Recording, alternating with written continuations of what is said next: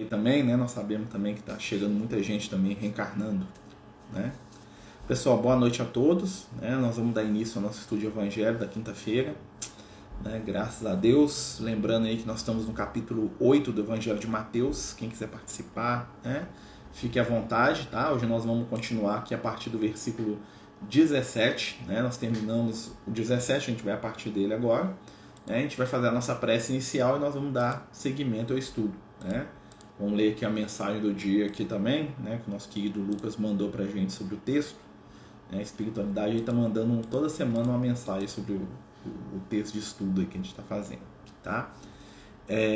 Vamos elevar o nosso pensamento ao Cristo, pedindo neste momento por aqueles que estão ao nosso lado, que nos iluminam, que nos abençoam, pedindo, Senhor, que todos nós possamos ser instrumentos da Tua luz e do Teu amor.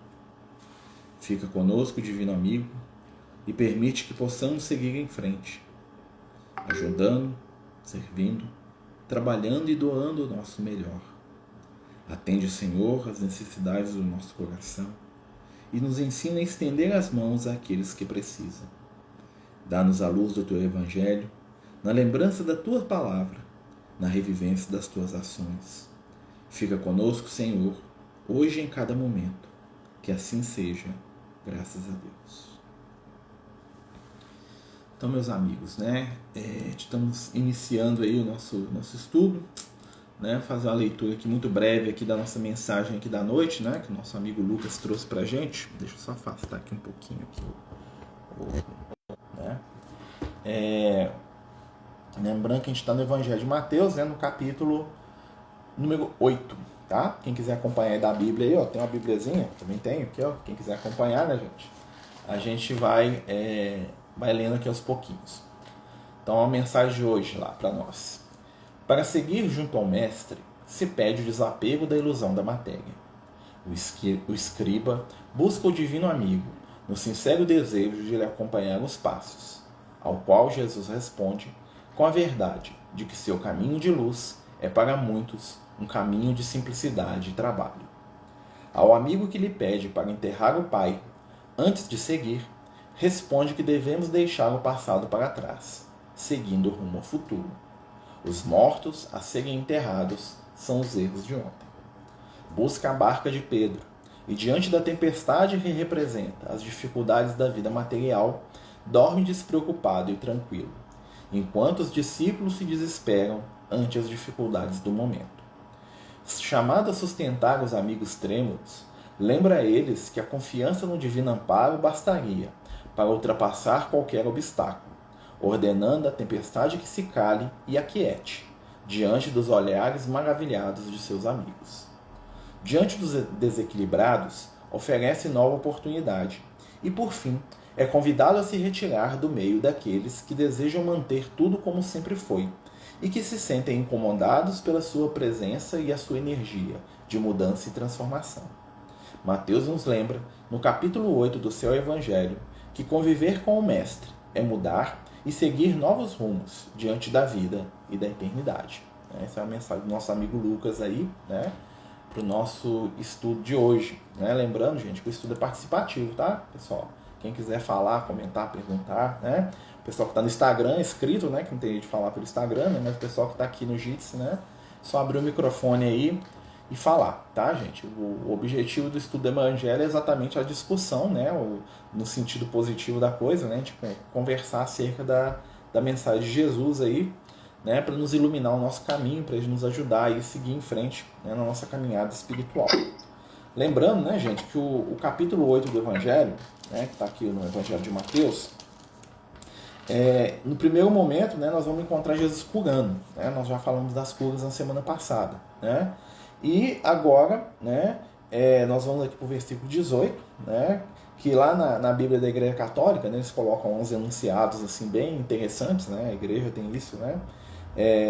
Que eles escrevem assim: disposições para seguir Jesus, né? O que a gente precisa para seguir Jesus, né? Que seria o texto, né, dessa pequena parte do capítulo, tá? Então eu vou ler aqui e a gente vai conversando, né? Que também passou pela mensagem lá.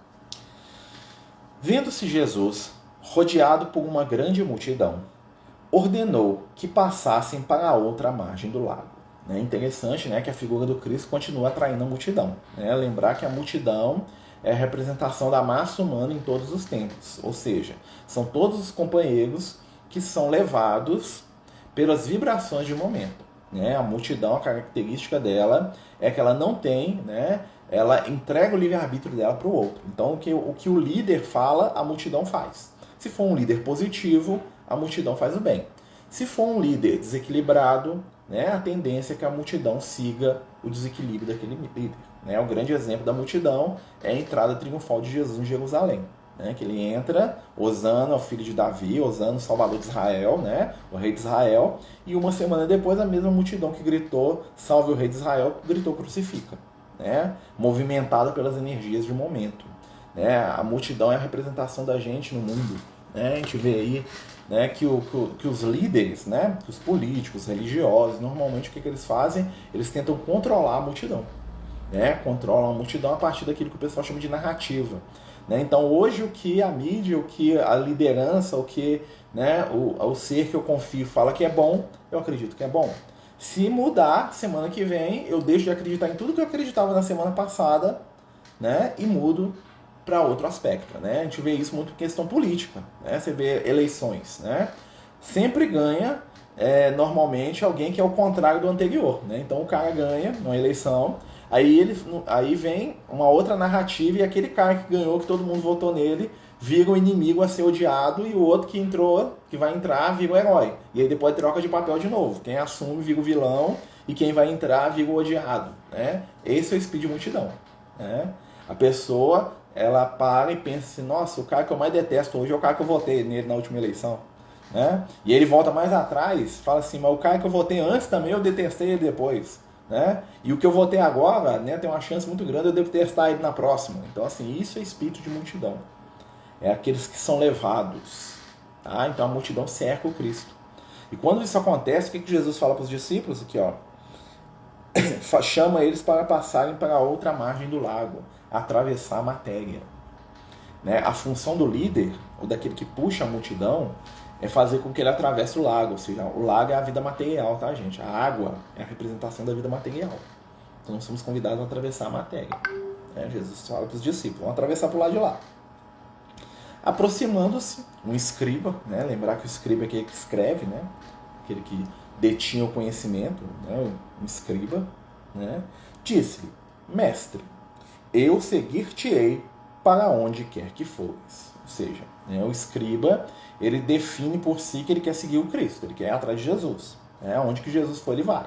Né? Então ele já não está em condição de multidão, ele não vai ser impressionado. Ele escolheu seguir o Cristo, né? E vai seguir o Cristo, é o objetivo dele. E aí Jesus parece dar uma cortada nele, mas na verdade Jesus está preparando ele para fazer aquilo que ele quer. Você fala, você quer? Então vou te explicar o que vai acontecer com quem me segue. Aí Jesus fala aqui, ó. As raposas têm as suas covas, as aves do céu seus ninhos, porém o Filho do Homem não tem onde reclinar a cabeça. Né? Então ele está falando, né, tem a interpretação mais simples, falando da pobreza de Jesus, né, da simplicidade do Cristo, né? Mas aqui está falando das ideias, né? As aves do céu são os pensamentos, a raposa é a inteligência, né? E quem que é o Filho do Homem? O Filho do Homem é o próprio Cristo. Né? Então as raposas têm cova, ou seja, você vai guardar sua inteligência em algum lugar, você é um escriba, né? As aves do céu, ou seja, os pensamentos, as ideias, têm aonde pousar, têm onde se sustentar. Né? Mas o Filho do Homem não tem uma pedra para encostar a sua cabeça, ou seja, aqueles que seguem o Cristo ainda vão ser durante muito tempo considerados pessoas sem base nenhuma. O cara que é voado, o cara que é desligado da vida, o cara que não é materialista, o cara que quer dinheiro, que não quer poder, né? O cara que é doido, né? Tá abrindo mão da sua vida aí para seguir um negócio que você não sabe nem se exige direito, né? Tem que caçar e ficar rico, tem que caçar e arrumar um monte de mulher e aproveitar a vida, beber todas, cair, né? Isso é. Então, o Filho do Homem não tem isso, ele não tem uma pedra, né? Aos olhos do mundo, tá, gente? Aos olhos do mundo. Outro de seus discípulos, olha que interessante, né? Então o escriba já era um dos 72 seguidores de Jesus, né? Lembrar que Jesus tinha vários grupos de discípulos que iam com ele, uma multidão quase que ia atrás de Jesus, né? No bom sentido, tá, gente? Né? Então ele tinha muitos seguidores além dos 12, né? Tinha as mulheres, tinha mais um grupo de mais de 70 pessoas que andavam com ele, né? E aí um dos seus discípulos falou aqui, ó, Senhor, deixa-me primeiro ir sepultar meu pai. Jesus, porém, disse-lhe, segue-me e deixe que os mortos sepultem seus mortos. Parece também que Jesus está dando uma cortada no cara, tipo assim, não liga pro seu pai que morreu não, vem comigo, não é isso. Né? O que é morte, espiritualmente falando? A morte é o que passou. A morte é a paralisação. Então, quando eu estou parado, eu estou morto. Então, aonde que eu paro? Eu paro nas minhas ideias, nos meus pensamentos, né? Eu paro no sentido que eu fico preso no passado. Então, eu estou enterrando morto. Né? Jesus fala assim, não, você não tem que ficar preso no passado, deixa o passado para trás e vamos embora. Né? Que é aquela situação de muitos de nós que fala assim, ó, no dia que eu for perfeito, no dia que eu for rico, no dia que eu parar de mentir, no dia que eu parar de trair, no dia que eu parar de roubar, eu vou me espiritualizar. No dia que eu for uma pessoa perfeita que não erre, não fale a nada, aí eu vou me espiritualizar. Né? E Jesus fala, não é por aí não, tem que vir agora. Né? O Diogo aqui está perguntando, ó, pode comentar a expressão filho do homem? Já ouvi você explicar, mas não me recordo bem. Muito simples, né? Jesus é o filho do homem. O homem é a representação, né? Na Bíblia, nós temos 3 arquétipos, que são estados íntimos da gente, tá? Que é a serpente, a mulher e o homem. Ou seja, a serpente, o Adão e a Eva, né? A serpente simboliza o instinto, a Eva, que é a mulher, simboliza o sentimento, né? E o Adão, que é o homem, simboliza a razão. Dentro de nós, né, existe o instinto, ou seja, a serpente, existe a mulher, ou seja, o sentimento, e existe a razão, ou seja, o homem. Isso é na nossa intimidade. Tá? Por que Jesus é o filho do homem? Porque Jesus é o produto disso tudo. Né? Na verdade, o que é a serpente? A serpente é o instinto, né, que tem que ser dominado. Por isso que naquelas imagens da igreja católica, você vê lá a imagem de Maria pisando na cabeça da cobra, né? Aquilo é um símbolo, né, gente? A própria igreja faz aquilo, não sabe, né? Mas o que acontece? Aquilo ali é simbólico. Por quê? Porque o instinto está sempre brigando com o sentimento. Né? Os meus instintos e os meus sentimentos estão sempre ali, ó, naquela batalha. E a razão existe para quê? Para controlar os dois. Né? Mas aí, o que acontece? Jesus, né? Cada estágio espiritual da Terra é um estágio de, vamos dizer assim, de controle de um desses 3 arquétipos. Moisés, com a primeira revelação, ele vem disciplinar o instinto. É a lei do não. Não mata, não rouba, não, né? É a lei de Moisés, é a lei de Talião. Né? Ou seja, a lei de Moisés, a primeira revelação é para segurar os nossos instintos, segurar a onda do instinto. A segunda revelação que Jesus traz é a lei do amor. A lei do amor é para o quê? Para nos ensinar a lidar com as nossas emoções, com os nossos sentimentos. Por isso que muitas vezes na história do Evangelho nós vamos ver Jesus lidando com mulheres. Tá? Quando a mulher aparece sem nome, né, você vai ver que alguns personagens têm o nome, e outros não. Tem a Cananeia, ou seja, não tem nome. É uma mulher, né, cananeia, daquela região, né, de Caná. Tem a mulher samaritana, ou seja, da Samaria, uma mulher sem nome. Né? Mas tem a Marta, tem a Maria de Magdala. Né? Então, quando a mulher não tem nome, né, é porque o símbolo mais profundo daquela situação ali, daquela conversa com aquela pessoa, é geral. Jesus está falando para o nosso sentimento. A mulher adúltera, olha só, né? A mulher que padecia do fluxo de sangue, a filha de Jairo, Jesus está trabalhando o quê? Sentimento. Cada uma dessas mulheres representa, né, o indivíduo que estava lá, aquela pessoa que Jesus interagiu com ela, né, e representa os nossos sentimentos na nossa caminhada evolutiva. Depois vem o homem, né, que quem vai trabalhar o homem é a fé raciocinada, a doutrina espírita. Né, a razão de Jesus sobre o homem. Jesus é a cabeça do homem é a cabeça da mulher, a mulher domina sobre instintos. Isso quer dizer o quê? Que o homem tem que mandar a mulher? Não. Que o meu sentimento tem que estar sob controle da minha razão. E acima de tudo tem que estar o Cristo. O Cristo é o quarto nessa história aí. Por isso que ele é o filho do homem. Ele é o que nasce quando você junta razão e sentimento em equilíbrio. Você produz o quê? O Cristo. Jesus é o ser que tem razão e sentimento no equilíbrio pleno. Por isso que ele refere sempre a ele mesmo como o filho do homem. Ou seja, ele é o futuro do homem. Né? Depois que a gente dominar a razão, né, no sentido que a gente tiver a fé raciocinada, equilibrada, o próximo estágio é ser como Jesus. Tá? Jesus é o futuro mesmo, Jesus está lá no futuro. Por isso que Jesus fala aqui para o rapaz aqui, não deixa o morto enterrar o morto, meu negócio é o amanhã, é o futuro, vamos embora. Né? Jesus é o homem do amanhã. Né? Jesus é o futuro da humanidade, é o futuro espiritual de cada um de nós é o Cristo. O passado está morto. Né? O passado só sempre para lembrar e para aprender com ele. Mas para ficar preso nele, é morto enterrando o morto. Ou seja, quem está preso no passado, está morto. Né? Então, o espírito desencarnado só pensa no passado, está morto. Eu aqui encarnado só penso no passado, no que eu não fiz, no que eu deixei de fazer, no que eu sofri, estou morto. um estado de morte. Nós temos que sair da morte e passar para a vida. É o ensinamento básico do Cristo. Né? Ou seja, deixar para trás o que era. Lembra que o Paulo de Tarso falou isso em uma das suas cartas? Assim, deixando de lado, deixando para trás aquilo que eu era até ontem, né? Bandido, assassino, né? Vaidoso, arrogante, todas aquelas, né, características, e seguindo em frente rumo ao caminho que Jesus me deu. É isso aí. O negócio é esse aí. Vamos embora. Jesus. Né? Então vamos lá. Subindo em uma barca, seguiram os seus discípulos. Olha que interessante, né? Então Jesus sobe na barca e os discípulos seguem. Né? Qual que é o objetivo do barco? Atravessar as águas. Outro simbolismo profundo da Bíblia. Né? Nós vamos ver que toda a história da Bíblia é passando por água. Né? Deus, né, na alegoria ali do início, ele cria o mundo das águas. Né? Aí o que acontece?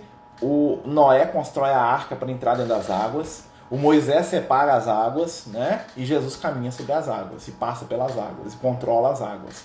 Água é sempre a expressão da vida material. Tá? Falou água na Bíblia, está falando de vida material.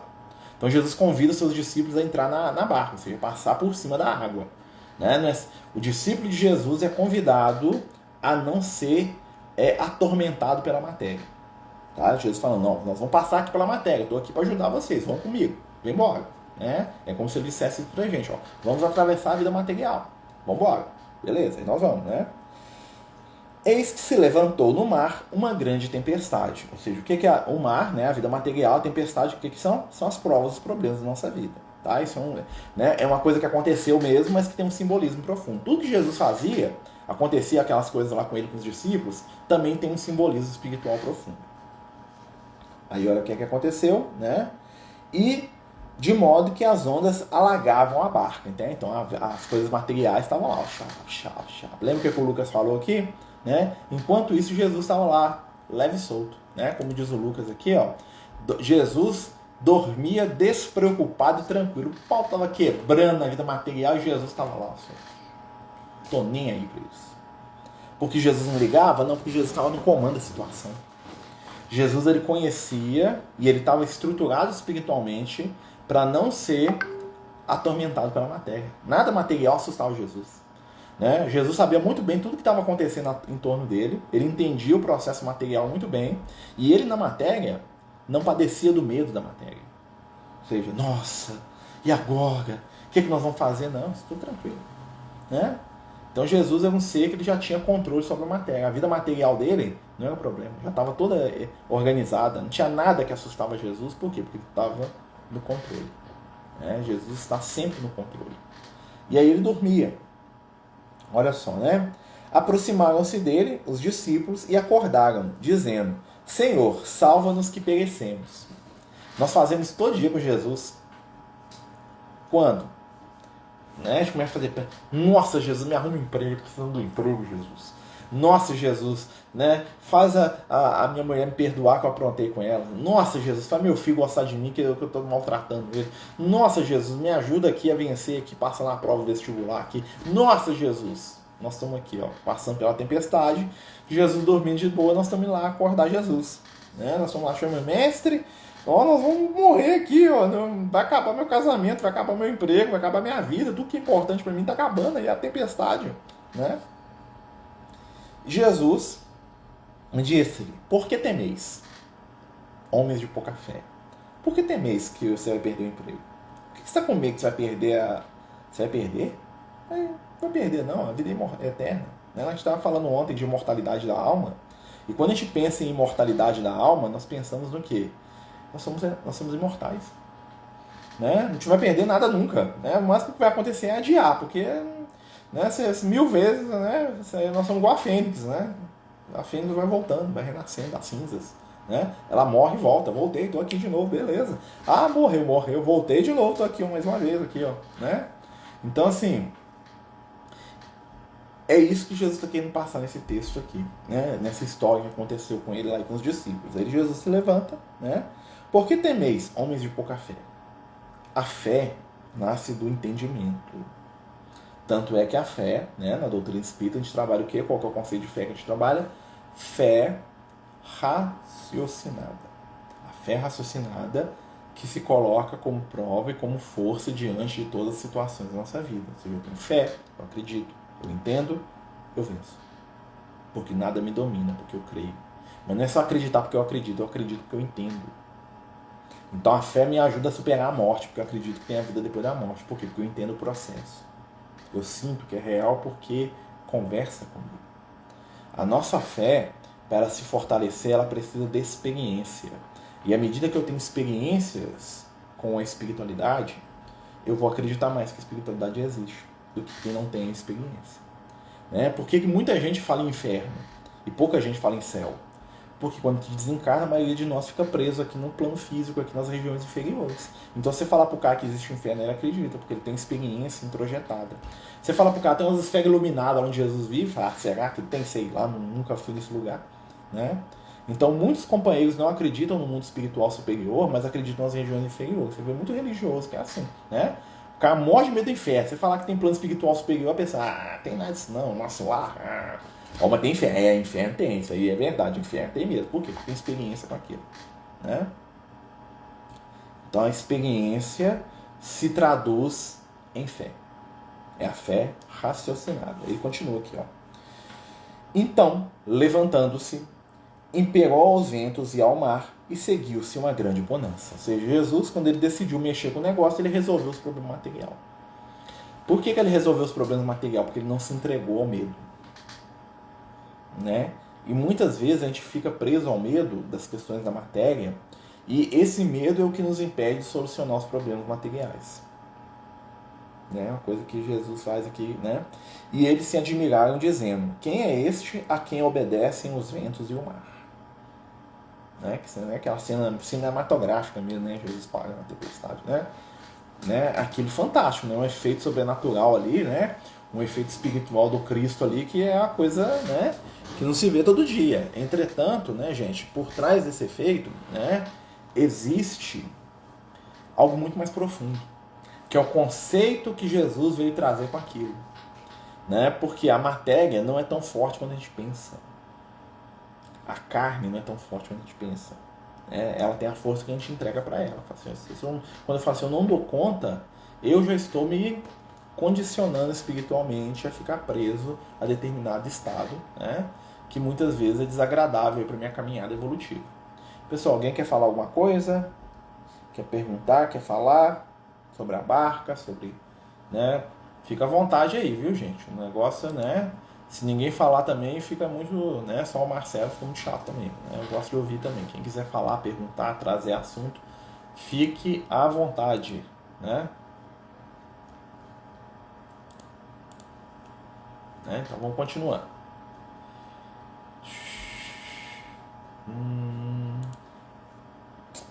Quando Jesus chegou a outra margem, se Jesus atravessa, né, os discípulos, passou pelas provas da matéria e voltou para o mundo espiritual. Tá? Isso é uma analogia. Né? Chegou a outra margem do lago, a região dos Gadarenos. Gadara era uma região, né, que ficava ali ainda na Galileia, ali, né, do outro lado do lago do Tiberíades. Né? Ele atravessava o lago, tinha um outro lado, que era a região de Gadara. Né?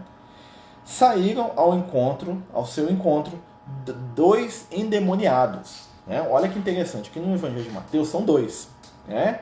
Nos outros evangelhos é um. O Mateus percebeu que é dois. A memória do Mateus está melhor que a dos outros. Né?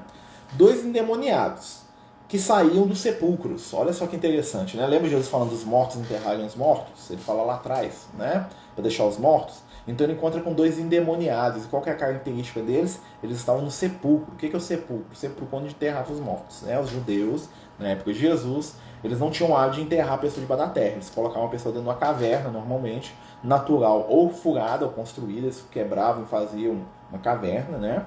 E eles colocavam a pessoa lá até que a pessoa decompusesse e depois aproveitavam o sepulcro para outra, né? Para outro companheiro que desencarnava, né? Para acabar com aquele corpo. Né?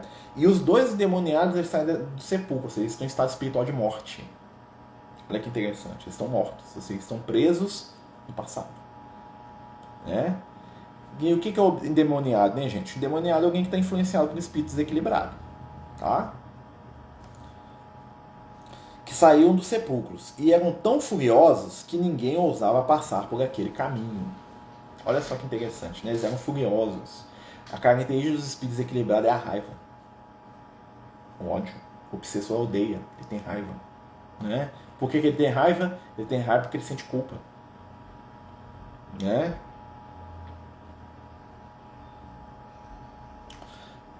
A raiva nasce da culpa. Então, qual que é a situação daqueles companheiros? Né?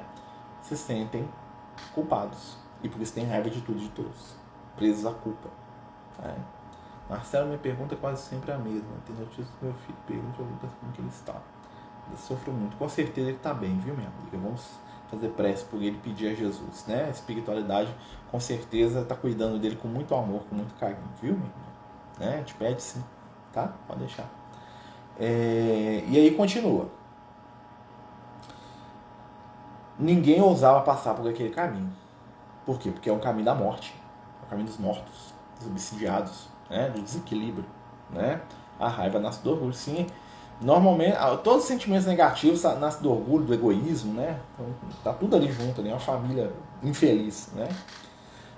Puseram-se a gritar, dizendo: que tens tu conosco, filho de Deus? Vieste aqui atormentar-nos antes do tempo? Olha só, gente, a culpa. Olha como é que o que os espíritos falam, bate tudo com o evangelho, né? O Lucas sempre fala, o problema nosso é culpa. Quanto mais culpado, mais a pessoa sofre, espiritualmente falando. Aí, olha só, na hora que Jesus passa na frente dos dois companheiros lá, obsidiados, o que eles falam? Por que você vem atormentar-nos antes da hora? Eles são culpados. Eles acham que Jesus está indo lá cobrar deles alguma coisa, porque eles estão em processo de culpa. Característica do espírito inferior, gente, é culpa. Culpa, né? Vou imitar o Lucas aqui, ó. Culpa é característica de espírito imaturo. Tá? Ou eu me culpo, né? Ou eu culpo o outro. Já teve algum profeta que teve poder sobre a natureza como Jesus? Como Jesus, não. Próximo, talvez. Você pega o Francisco de Assis, né? Que conversava com os animais, né? Você pega lá, tem vários profetas aí, o profeta Elias, né? Que tinha uma mediunidade violenta, assim, no sentido, né? Mas igual Jesus, ninguém. Igual o nível do Cristo, né? Jesus é, né? Nível 99 lá, no máximo de 100, né? Então o Francisco de Assis é nível 15, né? Então, assim, né? Então, algumas entidades têm uma mediunidade muito exacerbada, assim, né? Que fazem coisas até, né? Fora da realidade aí, né? Mas igual Jesus, não. Tá? Porque Jesus, além de tudo, além do nível evolutivo do Cristo, ele é o dono do planeta Terra. Né? Então, no planeta Terra, Jesus pode fazer o que quiser. Jesus, dentro do planeta Terra, Jesus faz o que quiser. O planeta Terra obedece às ordens de Jesus, igual meu braço obedece ao comando do meu cérebro. O planeta Terra é uma extensão do Cristo. É como se o planeta inteiro fosse o corpo de Jesus. É um negócio mais profundo. Mas depois a gente volta. Então o que acontece? Os dois puseram-se a se gritar: que tens conosco, filho de Deus? Vieste aqui atormentados antes do tempo? Né? E é interessante que nos outros evangelhos a conversa é mais extensa. Né? E aqui, olha só. Estava não longe deles uma vaga de porcos que pastava. Esse aqui é o mesmo espírito legião. Lembra lá na legião? Somos muitos, aquela coisa toda. Aqui nem fala o nome. O Mateus é porco o negócio aqui. Né? Uma vaga de porcos que pastava. E os demônios rogaram-lhe, dizendo: se nos expulsa daqui, manda-nos para aquela vaga de porcos. Olha que interessante, né? Então Jesus, né? Onde que Jesus mora? No plano espiritual, né? Daqui da Terra, aqui, ó, no planeta Terra mesmo, aqui, ó, né? No plano espiritual aqui do nosso mundo, aqui, né? Jesus é o governador espiritual do planeta Terra, né? Então é o nosso Cristo aqui, o nosso irmão mais velho aqui, né? O diretor da nossa escola, né? O presidente do nosso planeta, né? O governador da Terra, é o Jesus, esse cara. Mora aqui, né? Em algum lugar, né? Do planeta Terra. Né? Mas assim, aí ele fala aqui, ó: se nos expulsa daqui, manda-nos para aquela vaga de porcos. Porque o porco, para os judeus, é o animal impuro, que representava tudo que é de ruim. Olha como é que esses espíritos são culpados. Eles pedem para ir para a vaga de porco. Por quê? Porque eles se consideravam como porcos. Eles queriam ir para os iguais a ele. Tá? Isso é simbólico também, tá, gente? Os espíritos entrar dentro dos porcos, não, né? Porque, né, é um trem meio, né, viajar também. Isso aí é um simbolismo, né? Daí que vem a expressão espírito de porco. Isso aí, amigo. Né? Porque o porco é o símbolo da impureza. O judeu não come carne de porco, né? O judeu não come carne de porco por quê? Porque Moisés falou que os animais que têm unha fendida, né, que é igual o casco do porco, a gente não deve comer. É por uma questão de... Na verdade, o Moisés fala isso, não tem nada espiritual nisso, tá, gente? Ele fala isso por uma questão sanitária da época dele lá. Né? Os egípcios sabiam que a carne de porco estragava mais rápido, né? Mas aí o Moisés, para explicar isso pro povo de Israel, que era meio bitolado, ele falou, não, Deus mandou não comer. Pronto, resolveu. Ah, mas Moisés, por que ele não pode? Eu gosto tanto do leitãozinho. Deus mandou não comer. Cala a boca. Ah, então tá, Moisés mandou e virou tradição, tá? Mas aí, com o tempo, a ideia do porco ficou associada para a religião da época, no senso comum daquelas pessoas, que porco era algo impuro, algo ruim. Então os espíritos vão para os porcos, ou seja, eles se consideram impuros, eles se consideram em pecados. Mais uma vez, eles se consideram culpados. Né? Eles vão para os porcos, mas eles não ficam lá. Olha que interessante, né? Aqui, ó. Ele disse, ide. Deus fala, então vocês querem? Vai. Né? Eles, saindo, entraram nos porcos, e imediatamente toda a vara se precipitou com ímpeto no mar, por um despenhadeiro, e morreram nas águas. Olha que interessante.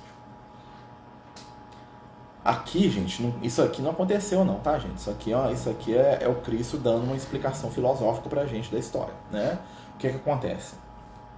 Os porcos representam impureza. Isso aqui tudo é o estado mental desses espíritos. Jesus chegou lá, viu os rapazes lá envolvidos por entidades trevosas, conversou com os espíritos, né? Nos outros evangelhos relata isso de uma maneira mais completa, né? Até porque cada evangelho, né, tem um ponto de vista ali. O Mateus lembra de um jeito, o outro lembra do outro, é assim mesmo, né? E o que acontece? Os espíritos se consideravam culpados. Primeiro, eles acham que Jesus estava lá para punir eles. Jesus em nenhum momento falou isso. Olha só, Jesus não falou que ia punir, que estava lá para atormentar ninguém. Jesus não foi lá para atormentar ninguém. Ele mesmo fala, misericórdia quero. Né? Mas os espíritos estavam tão culpados que eles viram na figura de Jesus, né, uma manifestação de violência. E aí o que acontece? Né? O Cristo permite que eles fiquem com os porcos. Eles acham que estão sendo puros, fica aí. Só que, o que acontece com os porcos? Né? A impureza pula na água. Lembra o que a água significa? Nós estudamos a água no último capítulo. A água é a vida material. O que Jesus permitiu? Que eles reencarnassem. Tá? Todo esse símbolo, essa historinha do porco pulando na água, para dizer o seguinte: Jesus encontrou com um grupo de espíritos sofredores que se culpavam, que tinham medo do Cristo, porque achavam que Jesus ia lá condená-los. Eles se sentiam tão inferiorizados que eles pediram para estar entre os porcos, né? Porque eles se consideravam imundos. E Jesus fala para eles se atirar. Jesus faz com que eles se atirem nas águas. Ou seja, Jesus favorece para aqueles espíritos desequilibrados, sofridos, né? E equivocados, que eles renasçam. Jesus não expulsa ninguém, não manda para o inferno. Jesus fala para eles ir para o inferno, para eles entrar na água. Ou seja, renasce aí, meu filho. Ah, né? O espírito nasce da água. Renasce aí, meu filho. Vão reencarnar, vou dar um jeito nesse negócio aí. Né? Por mais que experienciamos a mensagem da amiga, aqui, nossa amiga. Por mais que experienciemos nos trabalhos mediúnicos a imortalidade, ainda assim é muito difícil de nos apaziguar com a morte. Difícil separarmos de quem amamos. Sensação antagônica, difícil. É verdade, né? Ter essa certeza de Jesus não é nada fácil. Sentimos, mas não sentimos. Nós sabemos, né? Uma coisa é saber, outra coisa é conhecer. Jesus fala assim, conhecereis a verdade e ela vos libertará. Nós sabemos da verdade, nós sabemos que existe vida que existe mortalidade, que existe reencarnação, nós sabemos que existe. Né? Mas conhecer aquilo já é um processo de introjetar essa verdade. E não é fácil. Né? Até porque Jesus é muito mais velho que a gente, então ele teve mais tempo para aprender do que nós. Né? Então nós estamos aprendendo. Nós somos aquele menino que está aprendendo a nadar, então você põe um pezinho na água. Né? Eles falam, não, vem cá, não, vou afundar esse negócio aí. Lembra do Pedro andando sobre as águas? Mesma coisa, o Pedro tenta. Né? Ele até anda um bocado ali, depois ele afunda, porque ele tem medo. E o medo é o sinal de quê? Da nossa ainda infância espiritual. Né? Por isso que os espíritos ajudam a gente com conceitos que são conceitos libertadores. Um dos conceitos libertadores da espiritualidade é a questão da culpa. A culpa não produz nada espiritualmente. Culpa só nos prende no umbral. Umbral é lugar de espírito culpado. Né? Quando eu falo umbral, gente, eu estou falando umbral ruim, né? Um umbral grosso lá. Os vales do suicídio, vale do sexo, vale do ódio, vale disso, vale, né? Que são aqueles lugares horríveis lá do umbral, né? Tem um umbral que é, né? Um umbral nosso lá, eu quero ir pra lá, se Deus quiser, né? Eu não sei, né? Mas assim, é umbral também, o nosso lar é umbral, né? Mas aí o que a gente vai pensando, gente? A gente se libertando do medo, a gente aprendendo, a gente experimentando o processo de reencarnar, de nascer, renascer, o medo vai diminuindo aos poucos. Hoje, né, o amigo está falando que é difícil hoje, mas é difícil, mas hoje nós temos muito menos medo do que a gente tinha na encarnação passada. Ou há 10 encarnações, pode ter certeza. O negócio está aprimorando, paulatinamente, né? Então vamos lá, continuar. O que fazer por esses espíritos inferiores imaturos, para esses que possam ser livrados do sofrimento? Oração, e a oração tem essa força, ou eles também têm que ser libertos. Né? Jesus já fez, né? Permitiu a reencarnação. O espírito inferior ele vai melhorar reencarnando. A prece, a vibração, os bons sentimentos, o amor, claro que isso ajuda, né, gente? Claro, o sentimento, né?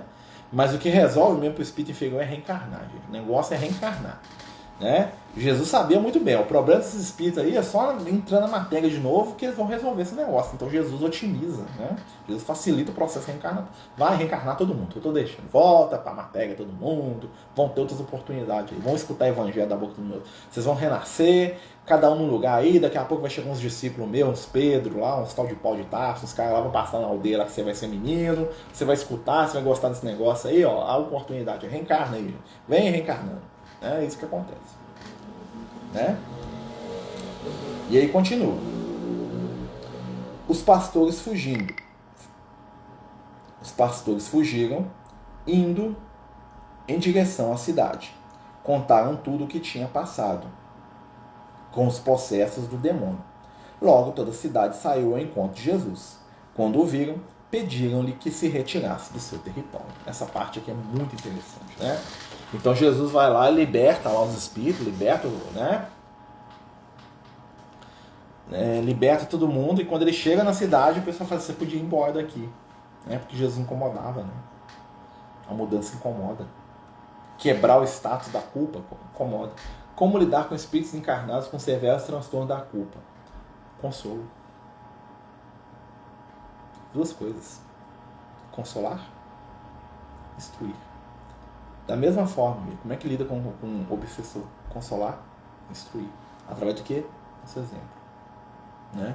Primeiro, quem está debaixo da culpa, né? A primeira coisa que a gente tem que fazer é não culpar. Né? Porque ele já está debaixo do processo de culpa. Lembra de Jesus?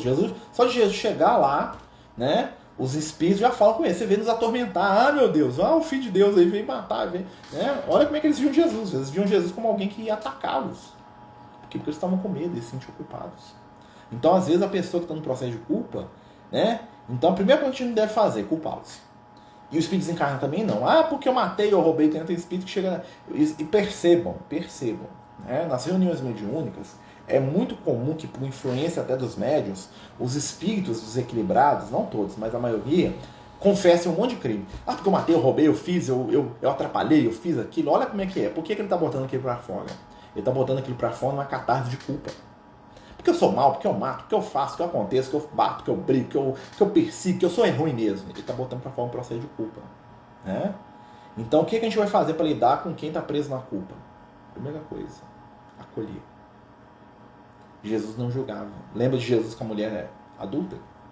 A mulher adulta estava escrava de quê? Era um sentimento culpado. E no estado que ela estava de culpada, ela se tornou alvo da culpa alheia, né? Porque todo mundo transferiu a própria culpa para ela. O que Jesus fez? Jesus pagou, né? Tirou a culpa dos outros de cima dela, falou assim, ó, quem não errou aí pode cobrar. Ou seja, o que ele falou? Assim, ó, vai cuidar da sua própria culpa aí, meu filho. Em vez de jogar a culpa nela, vai cuidar da sua. Porque cada pessoa que pegou numa pedra para tirar a mulher adúltera é alguém que estava querendo transferir a culpa dele para ela, que é uma característica da religião da época. Né? Vou transmitir o meu pecado para os outros, passar a bola, ó, não é comigo não. Né? E aí, Jesus, o que Jesus faz com a mulher adulta? Em momento algum, Jesus a condena. Ele fala assim, onde estão aqueles que te condenam? Né? E ela fala, saíram, Senhor, eu também não te condeno. O que Jesus faz com isso? Ele se aproxima. A condenação afasta. Né? Então, quem se condena se afasta de tudo. Então, o que eu me aproximo? Quando eu não tenho posição de condenar. Né? Vou dar um exemplo prático, gente. A gente lida com morador de rua. Né? Lá na casa espírita. Eu não sei se eu já contei essa história aqui, mas eu sempre gosto de contar a história lá do Nicolas. Nicolas é um nome fictício que o morador de rua me deu uma vez lá. Tinha um morador de rua que se apresentava lá no Francisco de Assis como Nicolas, tá? Ele falava que o nome dele era Nicolas. Depois a gente foi descobrir que não era. Nicolas era o nome do filho dele. Olha como é que é o rolo, né? E esse Nicolas, ele frequentou a casa espírita lá, ele ia todo sábado lá, tomava banho, assistia palestra lá, estudia evangelho e tal. Nessa época eu fazia um estudo de evangelho uma vez por mês, lá para os moradores de rua. Né? Tem uns companheiros nossos aqui, se o Sandro estiver aqui, né? Se o Adil, né? Eles lembram do Nicolas, né? Os companheiros que participavam lá com a gente lá na casa espírita lá, né? E aí, o que acontece? Junto com o Nicolas tinha um outro morador de rua, né? Chamado Caçula, apelido Caçula. O Caçula é um anjo de Deus que tinha matado 4. Né? O Caçula é um anjo de Deus que tinha matado 4. Tinha 4 mortes nas costas. Né? E como ele mesmo falava, ele pagou 30 anos de cadeia e pagou os crimes dele. Né? E ele era um cara que ele era tão bonzinho que ele tinha uma marca ele tinha um corte na cabeça que dava pra pôr minha mão dentro do corte aqui. Ó. Tem uma machadada que ele tomou na testa, pra você ver o nível do cara. Né? E ele frequentava lá também, ia há mais tempo do que o Nicolas. Né? E eu tinha uma relação até de amizade com o Caçula, eu gostava muito dele, mandava presente para a filha dele no Universo do Sonho, o pessoal mandava, né? Ele até vendeu o presente da filha dele uma vez, eu sei disso, viu, Caçula, no plano espiritual, eu sei que você vendeu o presente da sua filha, né? Brincadeira, né? Espero que esteja bem. O que aconteceu? Um determinado dia, a gente estava na reunião de estudo, né? Lá no sábado, e tava lá eu igual Jesus, né? No sentido negativo, né? Jesus, né? Eu tava lá fazendo estudo de evangelho e tava o Nicolas sentado à minha direita e o Caçula sentado à minha esquerda. E em determinado momento a gente tava falando de perdão, tava lá falando de perdão para eles, né? Em volta da mesa lá, aquela coisa toda, que tanto de morador de rua, né? E aí o Nicolas virou e falou comigo: você não perdoa ninguém, porque eu não perdoo nada, eu mato mesmo, eu gosto de matar, eu gosto de cortar o pescoço e aquele trem lá. Eu falei: não, meu amigo, pode ser assim não, aquela coisa toda, né? Sério? Olha só, Caçula. Né? O Caçula lá do Francisco de Assis? Né? É esse mesmo? Ou você tá brincando? Que a pessoa falou que o Caçula faz parte da minha infância. Eu falo, é o Cassé que é o mesmo? Né? E aí o que acontece? Ó, que interessante. Né? O que acontece? Um dia, né? Os dois saíram. Nesse dia aqui do estudo, os dois saíram. O que aconteceu lá por causa da briga de vigiar carro, o Nicolas foi e matou o Caçula. Deu um monte de facada nas costas dele. Esse aí, morreu na passarela. O Nicolas matou ele lá. Né? Uma facada nas costas dele lá. No pescoço dele aqui atrás. Né? E quando eu fiquei sabendo daquilo, eu fiquei muito mal. Fiquei, nossa, desencarnou. Né? Fiquei triste mesmo. Né? E depois ele me contar que foi o outro que matou. Ou seja, nossa, é que eu fiquei desequilibrado mesmo. Falei assim, nossa, não pode, não acontece. Fiquei triste, chorei. Né? E aí o que aconteceu? Passou 2 semanas que o Caçula tinha morrido. Né? Chego lá na porta do Francisco de Assis, o pessoal me chama Marcelo. Então, fulano tá chamando lá na porta lá, ó. Aí eu fui lá no portão do Francisco de Assis. Quem que tava lá no portão? O Nicolas. Cheguei lá, né, com aquela cara assim, olhei pra ele assim, de alto a baixo, né, portão fechado, né, já tava fora do horário, né. E aí eu virei pra ele, ei, Nico, né, tudo bem? Bem. Aí virou pra mim na lata, primeira coisa que ele me falou, matei o Caçula, você tá sabendo? Na lata, jogou na minha cara assim, ó, matei o Caçula, você tá sabendo? Fui eu que matei. Aí eu olhei assim, pensei comigo, né, falei, não, vou lá dentro, vou chamar meu irmão que é da polícia. Meu irmão é policial civil, né? Falei, vou lá chamar meu irmão lá pra prender, né? Meu irmão deu homicídio ainda, você devia estar investigando esses negócios. Meu primeiro, sem brincadeira, gente, meu pensamento foi esse, né? Aí eu tava lá, né? Falei, pensei, o que esse cara quer aqui, né? Falei, tá, eu sei, né? E virou pra mim e falou, o que você acha disso? Eu falei assim, eu acho que não tem nada pra achar não, né, meu amigo? Eu lamento por vocês dois, né? Só isso que eu posso dizer, né? E aí, né? Na hora que eu tava lá pensando, eu falei assim, eu tô precisando de um passe. Eu falei, o quê? Precisando de passe? Falou, eu quero um passe. Precisando de um passe, tô me sentindo mal, né? E aí eu falei assim, esse cara toma passe, assassino, não vou dar passe cara, né? Não vou deixar ele entrar no Francisco de Assis. Não, eu que era o presidente na época lá, né? Falei, deixa esse cara entrar no Francisco de Assis. Pensei. Na hora que eu olhei assim, quem tava atrás, o Lucas põe a mãozinha no meu ombro assim, escuta, né? Fala assim comigo, ó, por que você acha que ele veio aqui no Francisco de Assis? Aí eu pensei, pra me tripudiar aqui, que ele sabe que eu gostava do outro. Ele falou assim, não veio por isso não, ele veio aqui buscar ajuda. Ele não sabe, mas ele veio buscar ajuda. Ele não sabe, tá? Mas o que ele veio foi buscar ajuda. Aí eu falei, beleza, Nicolas. Aí eu respirei fundo, né? Vesti a cara de bom espírito, falei, entra. O Cacá que fica na porta, o Cacá, se tiver ele lembra, né? Abriu o portão, o Nicolas entrou, né? Você espera aí, que eu vou chamar uma pessoa para te dar o passe. Eu falei assim, vou pensar em alguém aqui para dar um passe nele, né? Chamar um companheiro da casa, né?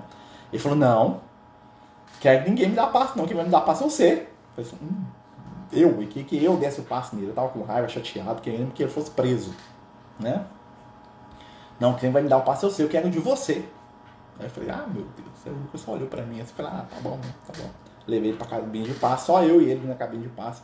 Gente, sem brincadeira, fiz a prece mais sentido da minha vida, né? Falei assim, Jesus, se eu tô aqui, eu tô morrendo de raiva dele, se eu pudesse estrangulava ele, né? Porque eu acho que ele fez uma maldade muito grande. O outro matou, tudo bem, mas ele pagou lá, e não, né, uma coisa justifica a outra, né? E eu gostava dele, eu tinha uma afinidade, era um cara de gente boa, apesar de tudo, todo desequilíbrio, e era muito desequilíbrio, né? Não é o cara que você levaria pra morar com você em casa, não, eu não levaria não, tá? Mas eu tinha uma afinidade por ele. Fiz a prece e blá, vamos aplicar passe lá no companheiro. Apliquei o passe com o maior amor do mundo, né? Sem brincadeira, com o maior amor do mundo. Ele respirou, chorou, não falou nada comigo, né? Eu sou mal, né? Que eu tinha esse negócio de sou mal, né? Chorou, ficou lá almoçando Francisco de Assis, né? E foi embora. Nunca mais ouvi isso acontecer. Fiquei sabendo depois que ele tinha um filho, que ele usava o nome do filho, o que aconteceu, não sei nada da história do que aconteceu, né? Mas tenho certeza que talvez aquele passe ali foi algo consolo para ele, né? Porque ele já carrega o tormento dele dentro. Então, aquela questão que, como trabalhar o obsessor, você dá, né? O que você tem. O que você não tem, espiritualidade ajuda, né? Primeiro consolar, depois instruir, né? No caso em que a pessoa não aceita ajuda, precisamos seguir. Ouvir uma palestra, você vai andando com a pessoa e ela vai até no precipício. Chegando próximo, você solta a mão dela ou cai com ela. Você não vai cair junto com a pessoa, você vai dar o que você tem. Você vai com ela falando para ela voltar dele até a boca do precipício, se for necessário. E não que ela pular, você continua, não, volta meu filho, volta que tem jeito ainda. Né? E se ela cair lá embaixo, ela tem culpa não você presta para você sair dessa. Né? Então, assim, é uma questão muito profunda para a gente lidar. Né? E é interessante que o crescimento espiritual, ele incomoda. Aí nós voltamos lá no final do texto ali, o pessoal pede para Jesus, casca fora. Jesus tirava a tranquilidade daquele povo. Né? Um dos motivos da morte de Jesus, não sei se você sabe, é que Jesus acabou com a tranquilidade do povo, né? Ele mexia com a tranquilidade alheia. Né? Ele mexia, né, com a tranquilidade das pessoas, né? Ele mexia com aquilo que é o senso comum, né? Tirava o povo da tranquilidade, falava que tem que perdoar, que tem que compreender, que tem que amar o diferente. Eu não tô querendo ouvir isso, não. Porque eu ouvi que eu tenho que detestar, que eu não gosto, né? Que eu tenho que me vingar, que eu tenho que ganhar de todo mundo, que eu tenho que ser o vencedor. É isso que eu quero ouvir. Aí vem Jesus falando umas coisas chatas, tipo, perdoa, ama, compreende. Esse negócio não vai falando, né? Oi, Isabela, tudo bem, Isabela? Minha amiga querida Isabela tá lá nos Estados Unidos. Né? Beijo no coração. Então é isso, né, gente? Nosso tempo já está chegando no final. Né? Nós estamos aqui no capítulo 8 do Evangelho de Mateus. Né? O estudo vai ficar salvo. Semana que vem nós vamos para o capítulo 9, se Deus quiser. Né? O capítulo 9 aqui é mais cura de Jesus. Ó. Jesus vai curar o paralítico. E vai aparecer no capítulo 9 quem? Mateus. Né? O Mateus vai contar a própria história dele no próprio Evangelho que ele escreve. Né? Interessante, né? Então, gente, essa questão de ajudar, né, aqueles que estão presos na culpa, consola primeiro. Primeiro o movimento do Cristo é sempre do consolo. Acolhe. Acolhe, não julga. Porque de culpa o coração dele já está cheio. E isso serve para a gente em todas as nossas situações. Diante daqueles que nós amamos, diante dos nossos filhos, diante dos nossos companheiros de trabalho, diante de todos nós, né? Acolhe, julga menos. Porque às vezes aquilo que é muito fácil para você é muito difícil para o seu irmão. Né? Às vezes pedir desculpa para algumas pessoas é muito complicado, a pessoa não dá conta. Né? Às vezes a pessoa está doida para pedir desculpa, mas ela não consegue sair dela e fazer isso. Né? Porque as pessoas têm dificuldades. Né? Então, assim, a primeira coisa que nós temos que fazer para livrar da culpa é acolher. Acolhe, depois instrui. Que é a proposta da doutrina espírita, a proposta do Cristo. Consolar e instruir. Primeiro consolar. Jesus sempre acolhia, depois ele ensinava. Consolar, sempre, depois instruir. Porque se você for instruir primeiro, não resolve. A epístola de Tiago, né? O Tiago fala isso. O Tiago é o cara que mal interpretado, né? Culpa do Paulo. Né? O Paulo não veio com a cara do Tiago, não dá muito certo. Né? O Tiago ficou aí. Né? Mas o Tiago fala isso. Chegar seu irmão lá na igreja, lá pedindo ajuda, com fome, com sede, você virar para ele, ó, esteja contente, aí Deus te abençoe e vai com Deus, não resolve não, meu filho. Primeiro dá comida, veste ele, ajuda no que ele precisa, depois você vai falar de Jesus para ele. Né? A gente não fala de Jesus para quem está com a barriga vazia, a gente não fala de Jesus para quem está com o filho doente, né? A gente vive Jesus para quem está com a barriga vazia.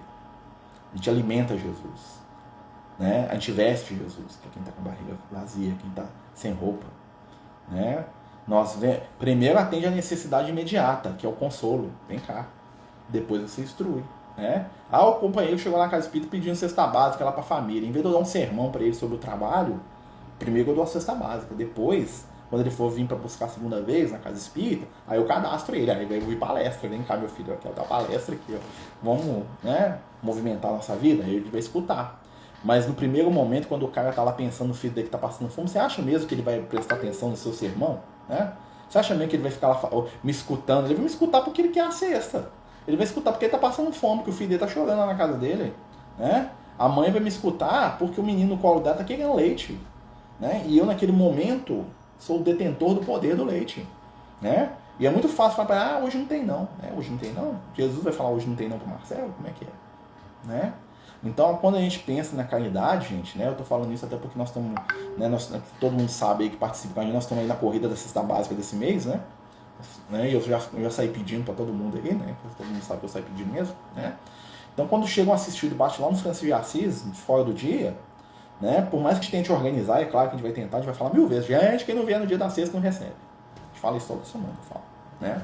Mas aparece um lá com uma mulher lá, com 3 meninos lá pequenos, lá que eu vou falar, não vou dar não.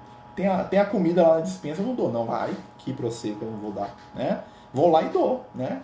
Claro que aí eu vou falar pra ela, você volta um dia tal, nós não podemos te cadastrar, nós temos que conversar, né? Mas primeiro movimento, gente, eu consolo. Se alguém passou no seu caminho e te pediu pela sua mão, estende a sua mão. Não mede a mão que você está dando para os outros. Depois você pensa nisso, aí é o segundo passo, né? Porque aí depois, se você começa a dar aquilo para quem não precisa, né? Aí você está sendo bobo. Mas a primeira vez não. A primeira vez você analisa. E às vezes a pessoa te pede uma coisa, mas ela quer a outra. Tá? Igual o Nicolas lá comigo. Ele foi lá para me afrontar, eu tenho certeza. Eu tenho certeza por quê? Porque eu discuti com ele que Deus que as pessoas amam, o negócio todo, fiz lá a maior defesa do evangelho lá, né? E ele foi lá para mostrar que não existe isso. Falar, viu, eu matei mesmo, foi o cara do mal, né? Ele queria fazer isso, mas o que eu dei para ele não foi o que ele queria. Porque com certeza ele estava esperando que eu ia execrar ele lá na porta, que eu ia culpá-lo. Né? Graças a Deus a culpa. Eu até culpei, mas só aqui dentro da cabeça aqui, ó. Dentro da minha cabeça eu culpei ele. Culpei mesmo. Né? Mas pelo menos não fiz o que ele esperava, que era chamar a polícia, fazer um escarcéu, xingar ele, falar que ele é um assassino. Né? Que no fundo era isso que ele queria. Né? A culpa dele pedir a pedrada. Né? Eu dei conta de só jogar pedra mental. Já melhorei. Né? Um dia eu vou dar conta de nem jogar pedra mental. Né? E aí, quando ele foi acolhido, né, com a ajuda da espiritualidade, o que aconteceu com o companheiro? Ele saiu para a vida dele de outra maneira. Com certeza aquilo ele calou nele de alguma forma. Né? Porque o cara vai sair, né, sentando, tomando risco de ser preso. Tem até companheiro nosso lá na casa espírita que é policial. Né? Tava lá no dia, se não me engano, tava, né? Esse companheiro da gente, que é polícia, tava lá no dia. Né? Então, assim, olha só, o cara se. Pra que o cara foi lá? Porque alguma coisa no coração dele estava pedindo. Talvez seja o início de uma caminhada de séculos dele aí para poder se redimir. Né? Porque ele vai redimir agora? Não vai não, gente. Mas talvez seja o primeiro passo que esse companheiro está dando dentro de si mesmo para começar a despertar o espírito divino que ele possui. Porque ele também é um filho de Deus. É um criminoso, é um assassino? Sim. Nós temos que dar um nome real para as coisas reais. Entretanto, isso faz com que Jesus não o ame. Ele é mais do que isso. Se fosse assim, Jesus não ia me amar. Se ele vai olhar para o meu passado espiritual, nossa senhora, Jesus não ia gostar de mim. Né? E Jesus, né, vai com a nossa cara, né? Ainda bem, né, mestre? Bom, né? Você chamou a gente aí, né? Esse caminho da vida aí, né? Então, assim, é uma coisa para a gente poder refletir, né, meus amigos? Aí que tá a essência do estudo do evangelho é isso. É essa reflexão, né? Eu sei que eu conto muito essa história porque isso me marcou profundamente, né? O que marca a gente nos ensina, né? Nos ensina a ser melhor, a julgar menos, né, meus companheiros? Pessoal, a gente vai terminar o nosso estudo, já deu a hora aí, né? Deu uma hora de estudo, certinho, né? E lembrando, né, amanhã, sexta-feira, nós temos um tratamento espiritual, né, às 8 da noite, quem quiser participar com a gente, né? Esse tratamento que a gente faz aqui em família, né? A gente ajuda às vezes o grupo, né? A gente faz aqui, né? E amanhã nós vamos estar aí no tratamento espiritual, tá? Quem sabe pedindo, né, pelos que erram, né? Pelos que erram, como nós erramos muito, né? E queremos acertar, nos livrando da culpa. Vamos fazer a nossa prece final, agradecendo ao Cristo Jesus por tudo quanto temos recebido. Gostaria neste momento de pedir pelo meu amigo Caçula e pelo Nicolas. Sei que não é o nome dele, mas eu estou pensando na figura. Esses dois companheiros, como tantos outros que frequentaram conosco as atividades do Francisco de Assis e que desencarnaram. O Márcio, o Ezequiel, tantos outros moradores de rua que nós sabemos que perderam as suas vidas no desequilíbrio, na dor. Não nos compete neste momento julgar quem quer que seja, pois também somos, Senhor, necessitados de perdão, de compreensão e de reajuste. Te pedimos em nome do bem que envolva esses companheiros que estão no mundo espiritual, que os ajude, que os ilumine, que lhes dê o carinho e o afeto e que eles saibam neste momento que alguém pensa neles com carinho. Senhor Jesus, estende as tuas mãos misericordiosas a cada um de nós, que em torno do teu evangelho buscamos sonhar com um mundo melhor. Abençoa as mães que sentem saudade dos seus filhos. Abençoa os filhos que se lembram de seus pais. Abençoa, Senhor, as mãos que ajudam, as mãos que recebem, as mãos que dão. Abençoa, Senhor, a cada um de nós e permite que possamos despertar na nossa intimidade os valores da vida, da luz e do bem. Fica conosco, Senhor, nas vibrações do teu carinho e permite que caminhemos ao teu lado, juntos, hoje e por todo sempre. Que assim seja, graças a Deus. Meus amigos, muito boa noite. Deus nos abençoe, Deus nos ilumine, né? Então a gente lembra, amanhã, 8 horas, tratamento espiritual, né? Para todos nós aí que quisermos participar, amanhã a gente coloca lá, né, o linkzinho aí no Instagram, o tratamento é sempre no Instagram, tá, gente? Muita paz, muita luz, muito boa noite, né? Lembrando que nós estamos na nossa campanha da sexta, né? Pro final do mês, quem puder nos ajudar aí, quem já ajudou, a gente agradece de coração, né? E vamos seguindo em frente, tá bom? Beijo no coração de todos aí, muita paz, muito amor, né? E uma boa noite.